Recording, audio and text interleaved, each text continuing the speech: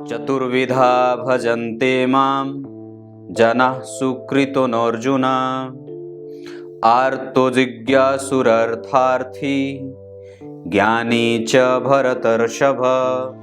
प्रिय दर्शकों नमस्कार, एक बार फिर से उपस्थित हूँ आप सबके सामने शुक्रवार के बाद शनिवार के कार्यक्रम में। विश्लेषण जन्म कुंडली का इस कार्यक्रम के दूसरे हिस्से को लेकर के उपस्थित हूँ।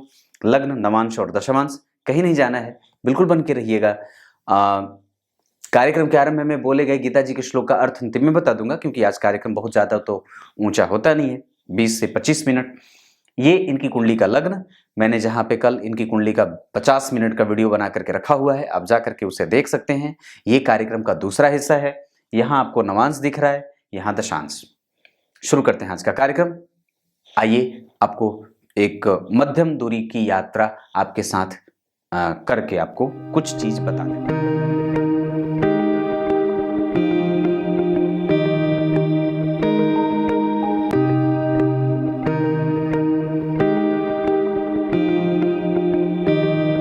आपको सीधे विषय पे लेके आता हूं। यहां बात है, मैंने कल आपकी कुंडली में बताई थी बात ये कि कैसे चीजें हैं। सबसे पहले आपको नवांश कुंडली में यहीं पे लेके आता हूं। यहां देखिए, गुरु और चंद्रमा एक दूसरे से केंद्र में है। यह नवांश की मजबूती है। चाहे गुरु किसी भी भाव के अधिपति होकर के अगर केंद्र में बैठे हों और सुख भाव को देख रहे हों तो ये अच्छी बात होती है। अगर केंद्र में वो बैठ गए मतलब कि नवांश अच्छा बन रहा है, और साथ ही साथ वो चंद्रमा से केंद्र में बैठ रहे हैं तो ये और भी ज्यादा अच्छी बात है। इस चंद्रमा से केंद्र में अगर शुक्र बैठ रहे हैं तो ये और भी ज्यादा अच्छी बात होती है। मतलब 3 गुना से 4 गुना ये दाम्पत्य अच्छा रहने वाला है। मतलब अब संदेह वाली कोई बात ही नहीं है। राहु और मंगल यहाँ बैठे हैं। पत्नी थोड़ी कठोर या उनके साथ धन खर्च करने की स्थिति कई बार बनती है, या रक्त से संबंधित समस्या कई बार बनती है। ये बात है। नवांश कुंडली के बाद अगर आप यहाँ पे देखते हैं तो नवांश में ही बुध छठे भाव के अष्टम भाव के अधिपति होकर के रोग देते हुए देखे जा रहे हैं। इसकी चर्चा मैंने कल तो नहीं करी थी, लेकिन आज बता दूं तो रोग की स्थिति बन रही है। अगर आप लग्नेश को देखते हैं तो यहाँ लग्नेश नीच के हैं, यहाँ वो उच्च के हो जा रहे हैं। यहाँ लग्नेश नीच के थे, यहाँ वो उच्च के हो गए, इनका नीच भंग हुआ। और यहाँ के अधिपति जो है वो बुध यही के होकर के बैठे हैं केतु के साथ। पत्नी अनुभवी और व्यक्ति जीवन में आगे बढ़ते बढ़ते बहुत बड़े स्तर पे इतना ज्यादा अनुभव का मालिक हो जाता है कि लोग उसके नाम से थर थर थर थर कांपते हैं, और एक बड़े ही हस्ती से युक्त मतलब एक जो होता है वो प्रभाव से संपन्न व्यक्ति हो जाता है जीवन के अंतिम समय में। दूसरे भाव के अधिपति और जन्म कुंडली के भाग्य भाव के अधिपति शुक्र जन्म कुंडली में यहाँ पे मित्र की राशि में नहीं बैठे हैं, मंगल की राशि में बैठे हैं, पर मित्रता नहीं है, लेकिन देख रहे हैं मंगल उन्हें। इस वजह से एक अद्भुत तरह का बल भी मिलेगा। यहाँ पे शुक्र जो है वो स्वग्रही हो रहे हैं। यहाँ वो मंगल की राशि में बैठे थे लग्न कुंडली में, यहाँ वो अपनी राशि के यानी कि शुक्र की दशा भी जातक के जीवन के अंतिम चरण में या जातक के जीवन में मध्य के बाद अच्छे परिणाम देने वाले होंगे और लाभ की दशा की स्थिति को प्राप्त करेगी। व्यक्ति को सुख, संपत्ति, ऐश्वर्य, धन और मान, ये सारी चीजें, और व्यक्ति को चल अचल संपत्ति का लाभ भी देंगे, और साथ ही साथ व्यक्ति की पत्नी और व्यक्ति के दाम्पत्य को मजबूत रखने वाले होंगे। तीसरे भाव के और साथ ही साथ जन्म कुंडली के अष्टम भाव के अधिपति मंगल जाकर के जन्म कुंडली में परिवर्तन भी कर रहे थे। शुक्र और मंगल का परिवर्तन बना था। यहाँ पे मंगल जो है वो जन्म कुंडली में बैठ रहे हैं अपने मित्र की राशि में। मित्र की दृष्टि है, परिवर्तन भी कर रहे हैं, यहाँ पे भी मंगल का परिवर्तन हो रहा है। इस वजह से व्यक्ति के धन और कैरियर का परस्पर संयोग बना रहेगा, और व्यक्ति अपने काम पे या किसी भी तरीके से अगर नौकरी करके भी करना चाहे तो हमेशा ही उसके पास कर्म क्षेत्र से पैसे आते रहेंगे, और कभी भी उसके पास धन की स्थिति को कमजोर नहीं देख रहा हूं। ये मंगल की स्थिति है। यहाँ वो तुला राशि के बैठे थे जो कि परिवर्तन राजयोग बना रहे थे, लेकिन अष्टमेश द्वितीयेश का परिवर्तन हो रहा था। लेकिन यहाँ वो धन भाव के अधिपति और दशम भाव के अधिपति का, यहाँ पे कैरियर और धन दोनों के भावों के अधिपति का परिवर्तन बड़ा अच्छा होता है। पर वहां पे एक जलन सी बदबू आ रही है, या कई बार वहां पे जलने की स्थिति बन रही है, जहां व्यक्ति दूसरों के कारण या कई बार दूसरों के लिए दिखावे में आकर के कई बार अपने पैसे का नुकसान करता है, दूसरों के लिए कर्ज ले लेता है, पत्नी के ससुराल वालों के लिए कई बार कर्ज ले बैठता है, जिससे व्यक्ति को बचना चाहिए। ये बात याद रखने की बात। चौथे भाव के और सप्तम भाव के अधिपति गुरु स्वग्रही, ये बहुत अच्छी बात थी। यहाँ पे गुरु मित्र की राशि में जा रहे हैं और बनते हैं धन भाव के अधिपति। परिवर्तन राजयोग, गुरु की स्थिति अच्छी है, चंद्रमा से केंद्र में, शुक्र से केंद्र में, ये बहुत बड़ी बात है और व्यक्ति को अनुभवी बना देंगे। मैंने बात कही थी शुरू में ही कि व्यक्ति अपने अनुभव का मालिक और अपने अनुभव के दूसरों की गलती से सीख करके उस गलती को दोबारा ना करने वाला और गलती को दोबारा बार बार ना करने वाला बना देते हैं। तो ये गुरु का प्रभाव बड़ा अच्छा होगा। आप जरा अगर चौथे पंचम भाव को देखते हैं तो पंचम छठे भाव के अधिपति शनि बनते हैं। वो जाकर के जन्म कुंडली में नीच के हो रहे थे, इस वजह से संतान से दूरी, संतान को पाने में कष्ट, या कई बार ऑपरेट करके संतति कई बार होती है, या कई बार संतति से एक अनचाहा सा जो है वो शीशे का दीवार जो बन जाता है, या कई बार उसमें मुश्किलें भी आती हैं उसको प्राप्त करने में, उसके साथ संबंधों को विकसित करने में, आगे बढ़ाने में, उसके शिक्षा में, उसके जो है वो करियर को सही दिशा में ले जाने में कई बार ये चीजें आपको मशक्कत के तौर पे करनी पड़ेंगी। यहाँ पे मंगल जो है वो राहु के साथ है, इस वजह से ये बात शनि जो है वो यहाँ पे जन्म कुंडली में मित्र की राशि में बैठ रहे हैं, बुध यहाँ के अधिपति होकर के स्वग्रही हो रहे हैं। तो आरंभ में निश्चित रूप से संतति से कष्ट मिलेगा, पर बाद में जाकर के वो रिलेशन ठीक हो जाता है। और आरंभ में हो सकता है कि संतति बीमार रहे, दूर रहे, पर बाद में चल करके वो चीजें ठीक हो जाएंगी। ये गुरु के बारे में चर्चा करी, मंगल के बारे में, शुक्र के बारे में, बुध के बारे में। चंद्रमा और सूर्य बचते हैं। चंद्रमा लाभ के अधिपति होकर के जाकर के दरिद्र दोष लगा रहे थे, लेकिन वो ना चाहते हुए भी परिणाम करेंगे। और 12वें भाव के अधिपति अगर यहाँ पे चंद्रमा को देखते हैं तो कुंभ राशि का निर्माण कर रहे हैं।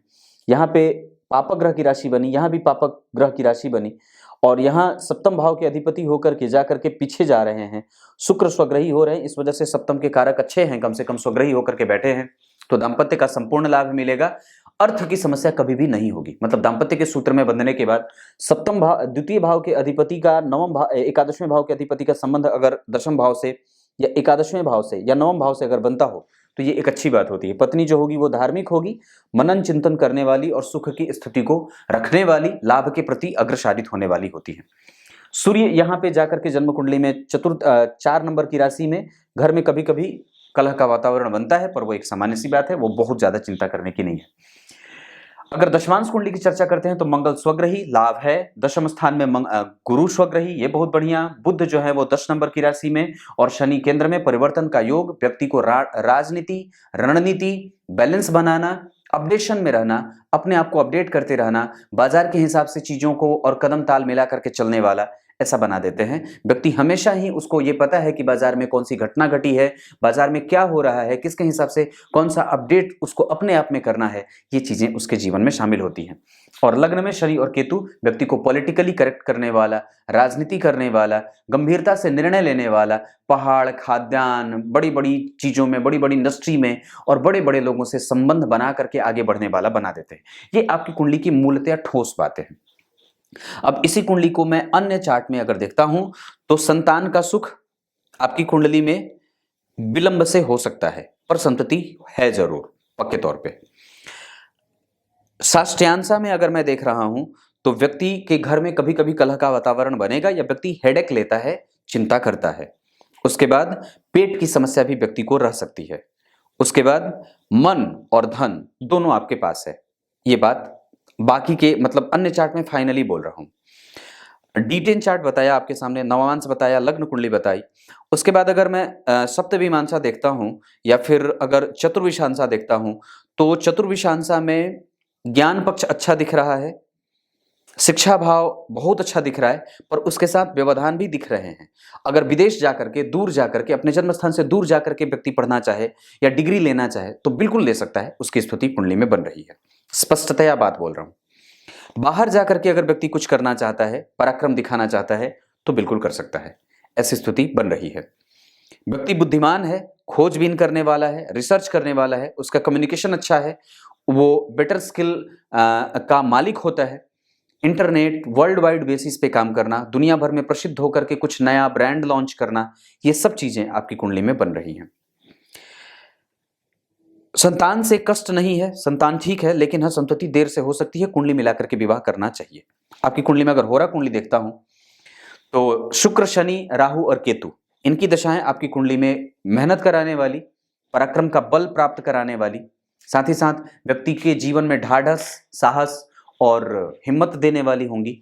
लेकिन बाकी के जितने भी ग्रह बचते हैं, शुक्र, शनि, राहु, केतु के अलावा, वो सारे ग्रह आपकी कुंडली में दशाओं में अच्छे जाएंगे। ये चीजें बनती है, मतलब उनकी दशाएं आपको शांति देने वाली, मन को प्रसन्न रखने वाली, अनुकूल वातावरण का निर्माण करने वाली और बेहतरीन दशाओं में जाते हुए देख रहा हूं। अब एक बात आपकी कुंडली में समझाता हूं। आप हो कन्या लग्न के, कन्या लग्न के जितने भी लोग होते हैं उनको ये बात बहुत अच्छे से पता होती है कि मुझे कब कौन सी कैसे बात करनी है। मैनेज करने की क्षमता तीव्र होती है, वो बुद्धिमान होते हैं, तुरंत ही किसी को प्रभावित करते हैं और तुरंत ही किसी से प्रभावित हो जाते हैं। इनके पास एक अद्भुत क्षमता ये होती है कि वो रिस्क लेते हुए आगे बढ़ते हैं, चीजों को भांपने की शक्ति होती है, अद्भुत कार्य क्षमता के मालिक होते हैं। बैलेंस करना, मैनेज करना, मैनेजिंग जो होता है वो पावर और कैपेसिटी बड़ी अद्भुत और कला का माहिर होता है। क्रिएटिविटी बड़ी अच्छी होती है। अगर मंगल के साथ बुध का संयोग हो रहा हो या भाग्य भाव के अधिपति जो भी बनते हैं जन्म कुंडली में शुक्र बनते हैं, अगर वो नीच के भी हो करके अगर लग्न पे असर कर रहे हों या लग्नेश से देखे जा रहे हों तो ये और भी ज्यादा अच्छी बात होती है। दूसरी बात है कि इस कुंडली के लिए अगर आप गौर करें तो सबसे अच्छी बात जो मैंने कल भी बता रखी है, सबसे बुरी बात है वो भी कल बता रखी है। पर इस कुंडली में कमजोरी, नवांश कुंडली में अगर आप नक्षत्रों को देखते हैं तो नवांश कुंडली में जो नक्षत्र बैठे हैं वो इनकी कुंडली में चंद्रमा शतभिखा के बैठ रहे हैं। इस वजह से पत्नी का मन थोड़ा सा अव्यवस्थित हो सकता है, सुख शांति की कमी कभी कभी रहेगी। वहां पे संबंध कितने मधुर हैं, अगर आप इस चीज को गौर करते हैं तो व्यक्ति जो है वो संबंधों को लेकर के बहुत ही परिपक्व रहेगा, कभी भी छोड़ना नहीं चाहेगा। साथ ही साथ विवाह के बाद आर्थिक पक्ष की स्थिति कभी भी कमजोरी में नहीं जाएगी और संतुलन रख करके व्यक्ति संतुलित होकर के दाम्पत्य को एक अच्छे मुकाम तक पहुंचाता है और दाम्पत्य टूटने जैसी कोई भी बात मैं नहीं देख रहा हूं। सप्तम भाव के अधिपति नवांश कुंडली में सूर्य पीछे भले जा रहे हैं, उसका सुख भोगेगा। शुक्र स्वग्रही हो रहे हैं, ये बात मैंने बताई। गुरु की दृष्टि सप्तम भाव के अधिपति पे है और सप्तम भाव के ऊपर अधिपति के ऊपर राहु की भी दृष्टि है। ऐसी स्थिति में शनि और मंगल का प्रभाव नवांश कुंडली में पंचवें भाव पे है। मंगल की दृष्टि और शनि का प्रभाव, इस वजह से कई बार वहां पे टेक्निकल क्षेत्रों से व्यक्ति की पत्नी शामिल होती हैं और कई बार वहां पे प्रेम की एक छोटी सी जो है वो दहक भी होती है या वहां पे एक छोटा सा प्रभाव भी होता है जो थोड़ा कठोर होता है या कठोरता को लागू करता है। हालांकि वो प्रत्येक दाम्पत्य में एक बात होती है। एक बात मैं और बताता हूं, थोड़ी कड़वी है पर आप लोगों को सुन लेना चाहिए, चाहे इसे मजाक के तौर पे कहें या चाहे कैसे भी कहें। आजकल के प्रत्येक दाम्पत्य में मैंने ये बात कई बार कही है कि आजकल के प्रत्येक दाम्पत्य में ये बात देखने को मिल रही है कि उसका पति किसी दूसरे के साथ, मतलब थोड़ी अजीब है पर बोल देता हूं, पति जो है वो किसी दूसरे के साथ उलझा हुआ है। इस चीज से हम मुक्त होने वाले नहीं हैं। और मैंने एक बात कहीं पढ़ी थी कि दूसरे की पत्नी को देख करके खुद को नपुंसक मान लेना चाहिए। अगर सामने किसी का धन दिखा तो उसे ढेले के समान समझ लेना चाहिए। ये बात हमने पढ़ी थी बचपन में, नैतिक शिक्षा में, संस्कृत में गुरुजी ने पढ़ाई थी बात। पर द्रव्येषु लोष्ठवत, ढेले के समान। आत्मवद परदारेषु पर द्रव्येषु लोष्ठवत, ऐसे करके था। पर उसको हटाते हैं। मैंने ये बात अभी एक दिन किसी ग्रंथ में ये बात मैं पढ़ रहा था कि दूसरे की पत्नी को जब भी देखिए तो तुरंत अपने आप को नपुंसक मान लीजिए। और जैसे ही आप अपने आप को नपुंसक मानते हैं, ये पुरुषों की बात है क्योंकि उनका मन बड़ा भटकता है, और जबकि समस्या ये है कि वही निढाल भी होते हैं बिस्तर पे। स्त्री की अग्नि आज तक कोई बुझा नहीं पाया है। पर सोच के देखिए, मैं आए दिन हरियाणा, चंडीगढ़, दिल्ली, राजस्थान, गुजरात, मध्य प्रदेश, बिहार, उत्तर प्रदेश, दुनिया भर की कुंडलियां देखता हूं। तमाम तरीके की कुंडलियां आती हैं। अगर ज्यादा देखने लगूं तो और भी ज्यादा आने लगे। पर मैं आप लोगों से हाथ जोड़ करके ये विनती करता हूं, ये काम मत करिए। ये पुरुष वर्ग जो है वो प्रायः इतना ज्यादा घसीट चुका है इस चीज में कि उसकी ही पत्नी है, उसने ही ब्याह करके अपने घर में ही लाया है, बच्चे भी पैदा करे हैं, और उसकी पत्नी खुद कमाती भी है, खाती भी है, सेवा भी करती है, और खुद वही अपॉइंटमेंट भी लेती है, बात भी करती है, और वही रोना भी रोती है और रोती भी है। हम नपुंसक ही हो जाएं तो ठीक रहे। विवाह नहीं करना है मत करो, पर कम से कम ये दुख तो किसी को मत दो। ये समझने की बात है।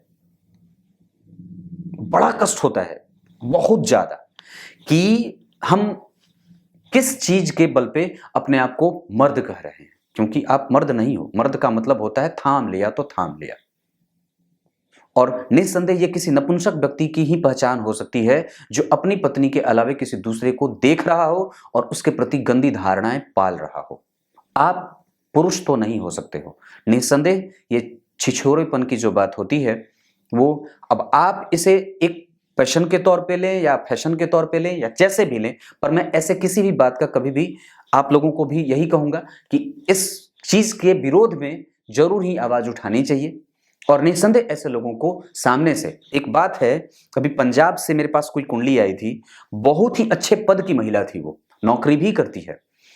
उसने मुझसे बात पूछी कि पंडित जी ये तो राहु की, मैंने कहा कि राहु की दशा भर आपका पति आपको परेशान करेगा। तो वो बोली कि पंडित जी ये तो 14-18 साल की बात है, मैं कैसे इतना झेलूंगी। मैंने कहा तब तक थप्पड़ जो है वो चिकना करते रहो।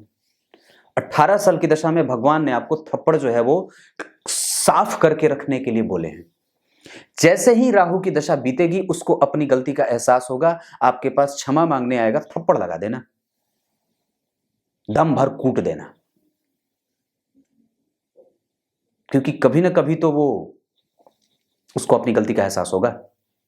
है कि नहीं बात? विचार करिए, आपके बगल में जो लोग भी बैठे हों, वो पुरुष नपुंसक ही हो सकता है जिसने अपने ही घर में अपनी ही पत्नी को 500 लोगों के बीच में विवाह करके लाया है और फिर किसी दूसरे की तरफ देख रहा है। बड़ी गंभीर बात है, इसको खोलने की बात है और बारी है। और ये हम प्रत्येक दिन नीचे गिरते जा रहे हैं, इस वजह से परिवार टूट रहे हैं, इस वजह से बच्चों की पढ़ाई बाधित होती है, इस वजह से घर की शांति भंग होती है। इस पे विचार करिए और अपने कामुकता को अगर वश न करे तो कम से कम कुछ ऐसी दवाई खा लीजिए जिससे कि ये काम खत्म हो जाए। जो प्रेम सिर्फ पत्नी के लिए हो वही सच्चा प्रेम हो सकता है, बाकी किसी के लिए आपका प्रेम सिर्फ आपकी पत्नी के लिए है। आपके नेत्र की सुंदरता जो दिखती है, जो दूसरे किसी को आप देख रहे हैं, वो सुंदरता सिर्फ आपकी पत्नी के लिए है। आप किसी की प्रशंसा नहीं कर सकते अपनी पत्नी के अलावा। बड़ी समझने की बात है। तब तक के लिए बहुत बहुत नमस्कार।